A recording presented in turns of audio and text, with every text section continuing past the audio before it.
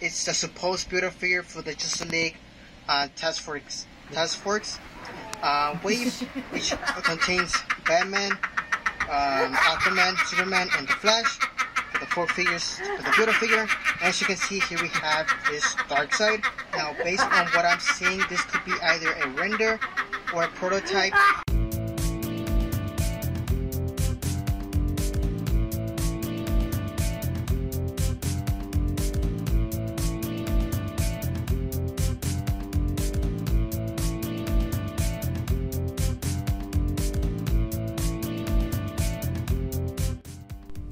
Yun, welcome back mga ka-review. Ako nga pala si Kit at welcome back sa Kamote Customs. So ngayong araw, ang i-share ko sa inyo is itong aking custom na Darkseid, okay? Classic Darkseid. Kung nakikita nyo yung intro kanina, medyo parang napunta sa YouTube tong custom ko. Hindi ko alam, na-post ko kasi ito sa Instagram. Tapos marami pa akong nakapilang custom na kailangan kong i-release sa YouTube. Nagbago isip ko, binura ko din siya, hindi ko alam na meron palang nakakita. So na-post yata ito dun sa McFarlane na group. So anyway, balik tayo dito. Simulan na natin. So ang kailangan natin dito is itong buff part ng Dark Father, galing sa Dark Knight Metals na wave. Alam naman natin na mura na lang to kasi sa GMP sa Lazada sobrang dami ng bumibili nito dahil parang sobrang mura na. Nabili ko nga ito is 300 plus. Tapos yung Wonder Woman nasa 600 kasi ibang shop na hindi na ako nakaabot. Pero dumating naman lahat. Masaya naman. Tapos ayun nga, ang binili ko lang naman to dahil doon sa buff part. Para kasi sa akin sakto siya as Darkseid. Kasi kung papansinin niyo yung mga dating classic na Darkseid, hindi naman sobrang laki ni Darkseid. Mas matangkad lang siya ng kaunti, para siyang basketball player. Mas matangkad lang siya ng kaunti kila Superman, okay? Hindi siya yung sobrang giant. Kaya nagustuhan ko yung body mold na to, at saka sakto yung build niya para sa Darkseid na custom ko, okay? So simulan na natin yung process. So una kong ginawa is kinelas ko nga itong parts ni Darkseid, tapos lalo na yung logo. Sa arms niya, tinanggal ko lang yung mga spike. Tapos pinakinis ko lang, inis-is ko lang yan.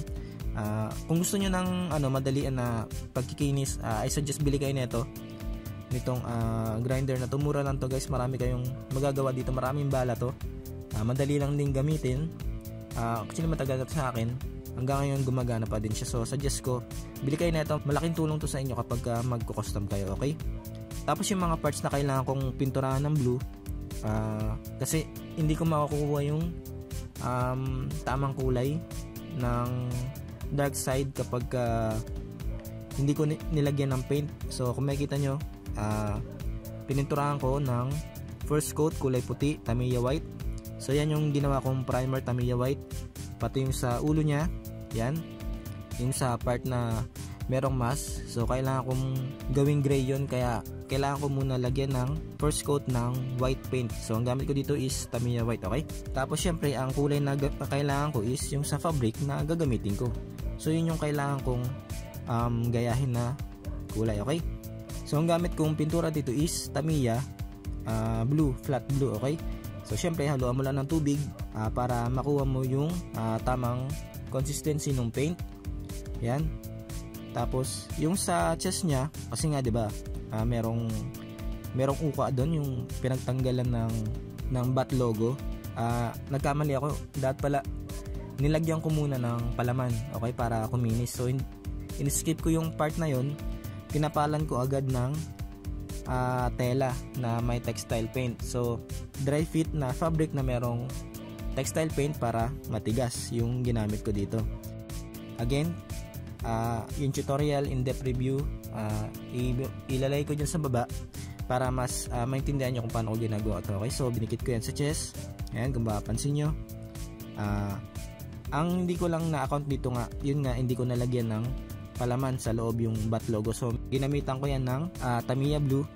Yun nga, pininturahan ko yung neck, yung kamay, yung legs ng Tamiya blue, pati yung chest piece na nilagay ko, okay, para matakpan yung bat logo, okay. Tapos syempre ang inuna ko dyan is itong upper chest niya muna, yung chest niya muna inuna ko bago yung ilalim, kasi kapag pinagsabay mo yung pinturahan, ang tendency niyan yung abs is magkakaroon lang ng paint chips, so ingat kayo doon. So yung sa cross niya, kahit hindi mo naman napinturahan niya kasi matatakpan naman ng skirt, pero sa akin kasi syempre mamaya bumuka ka si Darkseid, edi makikita na yung ano niya, yung panty niya, di ba? Yung brief niya. Okay?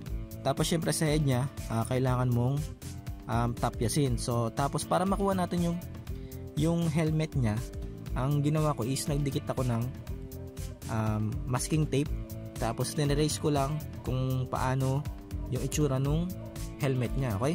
Yung headpiece niya o yung balabal niya. So syempre ite-trace natin yun sa dry fit na merong textile paint.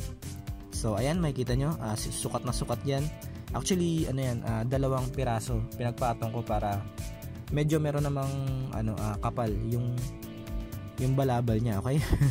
Pagdating naman sa belt, ito mapapansin nyo, ganun din yan, dry fit na meron textile paint para matigas. Tapos kinuha ko lang yung yung design niya. Syempre dapat may reference kayo lagi. Ang nagustuhan ko is yung merong pang Apocalypse na logo. Tapos again, pipinturahan mo ng silver, okay? Ang gamit ko dito is Tamiya Chrome Silver. Tapos ayun nga, pag napinturahan mo na ng silver, haluan mo yung paint mo ng gloss coat, okay?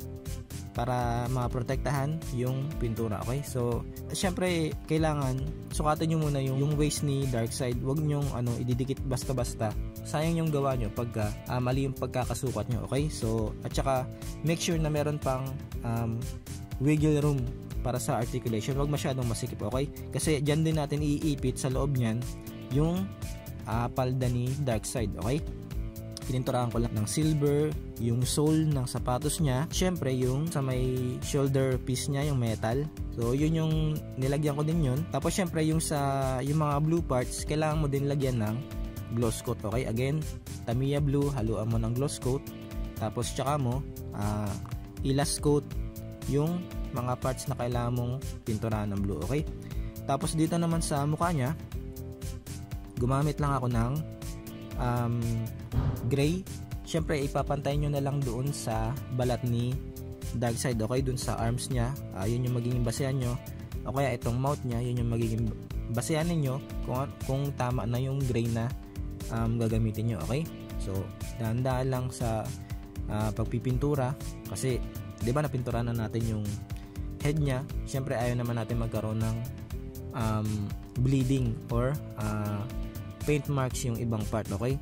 Tapos syempre yung eyes niya, ang gamit ko dyan is Tamiya Red. Kung meron kayong brush paint na medyo manipis, yung pang talagang manipisan, pwede yon. Kung wala naman, gamit na lang kayo ng pushpin, sausaw nyo lang doon sa pintura, tapos tsaka nyo i-dikit-dikit doon sa mata, kasi medyo tricky to kasi medyo maliit. Tapos na tayo doon sa head. Ito yung kung mapapansin nyo, nung wala pa siyang skirt, ganyan yung itsura niya. Bumagay naman yung chest piece na niligay ko kasi may texture din yung damit ni Darkseid. Parang hindi naman masyadong halata kasi pinantay ko din sa may chest niya. So medyo hindi naman halata, okay?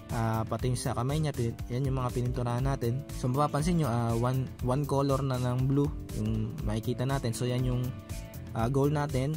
Tapos syempre ang pinakahuli kong pininturahan dito is ito ang ab crunch niya, okay? Pag tuyo na lahat, syempre maluwag din naman tong chest piece niya, so hindi kayo magkakaroon ng problema sa paint job dito, okay? Kasi medyo maluwag naman na, so merong wiggle room talaga, hindi kayo magkakaroon ng paint chips, okay?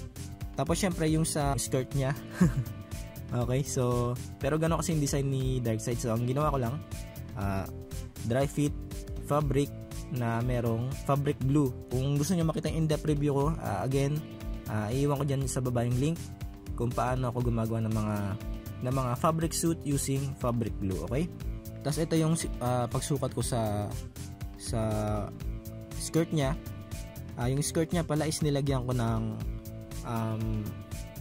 blue paint yung loob para at least hindi siya magtatastas kasi hindi natin tinahito so kailangan natin lagyan ng protection yung dulo para hindi magtastas. Okay, pwede rin naman na fabric glue yung ilagay nyo, basta siguraduhin nyo lang na hindi magsisip in sa labas para hindi magkaroon ng mancha. Okay, so ayan gaya ng ginawa ko.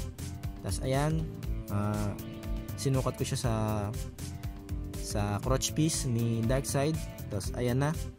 So kung makikita nyo, parang finish na siya. Tapos na. Ayan na yung mga moves. At saka syempre alam naman natin na meron ng leak na merong Darkside na figure na paparating na i-release. Wala pa nga lang official na picture. So medyo pricey na din kasi yung mga figure. So hindi ko alam kung makakabili ako, kung makaka-pre-order ako or ano. So kaya inunahan ko na. Okay. So gumawa na lang ako. So at least makabili ako ng Darkside. Okay, kung hindi, okay lang din kasi meron naman akong Darkside na murang-mura lang kasi nabili ko lang yung isang wave ng Dark Knights Metal ng nasa 1.3 lang.